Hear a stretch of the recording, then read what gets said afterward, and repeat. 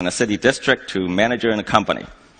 Once a year, the department reviews their performance. They interview their superiors, their peers, their subordinates. They vet their personal conducts. They conduct public opinion surveys. Then they promote the winners. Throughout their careers, these cadres can move through and out of all three tracks. Over time, the good ones move beyond the four base levels to the Fuju and Ju levels. There, they enter high officialdom. By that point, a typical assignment would be to manage a district with population in the millions or a company with hundreds of millions of dollars in revenue. Just to show you how competitive the system is, in 2012, there were 900,000 Fu Ke and Ke levels, 600,000 Fu Chu and Chu levels, and only 40,000 Fu Ju and Ju levels. After the Ju levels, the best few move further up several more ranks and eventually make it to the Central Committee. The process takes 2 to 3 decades. Does patronage play a role? Yes, of course. But merit remains the fundamental driver. In essence, the organization department runs a modernized version of China's centuries-old Mandarin system. China's new president, Xi Jinping, is son of a former leader, which is very unusual, first of his kind to make the top job. Even for him, the career took 30 years. He started as a village manager, and by the time he entered the Politburo, he had managed areas with total population of 150 million people and combined GDPs of 1.5 trillion US dollars. Now, please don't get me wrong, okay? This is not a put down of anyone, it's just a statement of fact. George W. Bush, remember him? This is not a put down.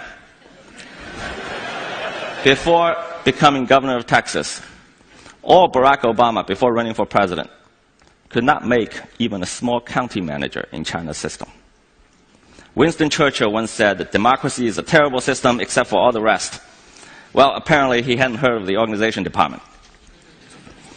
Westerners always assume that multi-party election with universal suffrage is the only source of political legitimacy. I was asked once, the party wasn't voted in by election. Where is the source of legitimacy? I said, how about competency? We all know the facts. In 1949, when the party took power, China was mired in civil wars, dismembered by foreign aggression.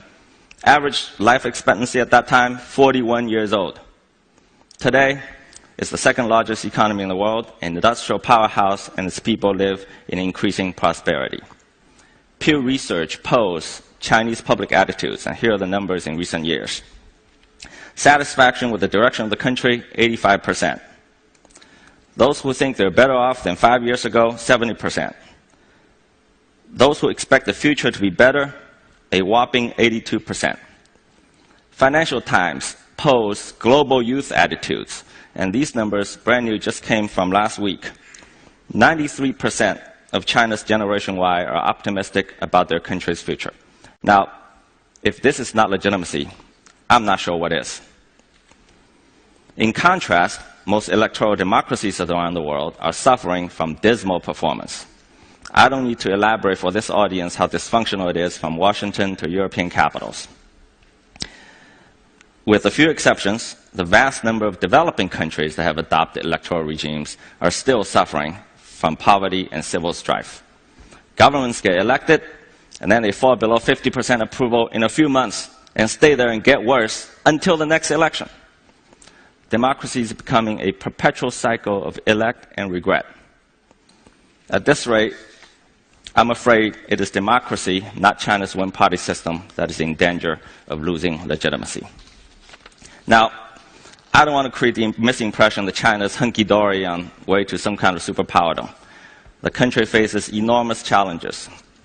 Social and economic problems that come with wrenching change like this are mind-boggling. Pollution is one, food safety, population issues. On the political front, the worst problem is corruption. Corruption is widespread and undermines the system and its moral legitimacy. But most analysts misdiagnose the disease. They say that corruption is a result of the one-party system, and therefore, in order to cure it, you have to do away with the entire system. But a more careful look would tell us otherwise. Transparency International ranks China between 70 and 80 in recent years among 170 countries, and it's been moving up. India, the largest democracy in the world, 94 and dropping. For the 100 or so countries that are ranked below China, more than half of them are electoral democracies. So if election is the panacea for corruption, how come these countries can't fix it? Now, I'm a venture capitalist. I make bets. It wouldn't be fair to end this talk without putting myself on the line and making some predictions. So here they are. In the next 10 years, China will surpass the US and become the largest economy in the world. Income per capita will be near the top of all developing countries.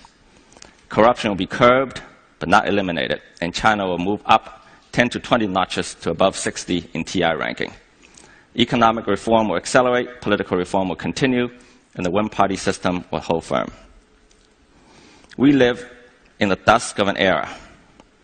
Meta-narratives that make universal claims failed us in the 20th century and are failing us in the 21st. Meta-narrative is the cancer that is killing democracy from the inside. I want to clarify something. I'm not here to make an indictment of democracy. On the contrary, I think democracy contributed to the rise of the West and the creation of the modern world. It is the universal claim that many Western elites are making about their political system, the hubris that is at the heart of the West's current ills. If they would spend just a little less time on trying to force their way onto others and a little bit more on political reform at home, they might give their democracy a better chance. China's political model will never supplant electoral democracy because, unlike the latter, it doesn't pretend to be universal. It cannot be exported. But that is the point precisely. The significance of China's example is not that it provides an alternative, but the demonstration that alternatives exist. Let us draw to a close this era of meta-narratives. Communism and democracy may both be laudable ideals, but the era of their dogmatic universalism is over. Let us stop telling people and our children there's only one way to govern ourselves in a singular future towards which all societies must evolve. It is wrong, it is irresponsible, and worst of all, it is boring. Let universality make way for plurality. Perhaps a more interesting age is upon us. Are we brave enough to welcome it? Thank you.